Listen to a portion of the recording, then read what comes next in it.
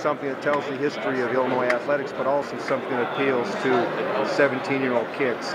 And I think those things were very, very important. I think also the fact that we have a consistent look, we have a uniform look, and that we're all really singing from the same sheet of music, so to speak, as it relates to our look when we go out on the field or the court, or whatever the case may be.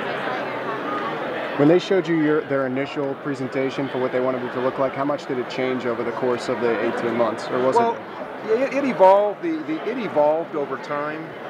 I don't think they were too far off even in the beginning. I think some of the things that you really played with to a certain extent, maybe for example, was the Victory Shield, which I think is really, really awesome.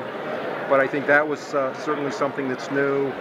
The other marks, the fonts, as they call it, the Fighting Illini font is new.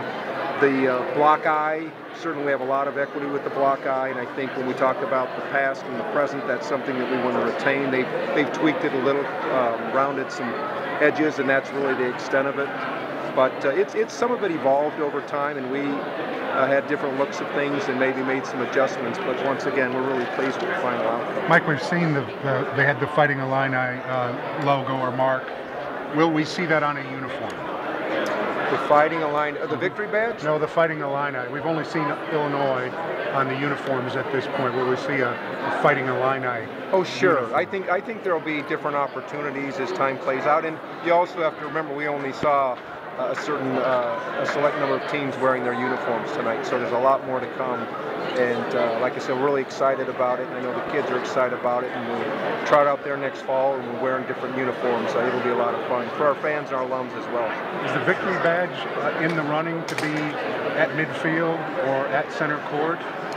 You know, there's some places from a facility standpoint where we will use the Victory Badge.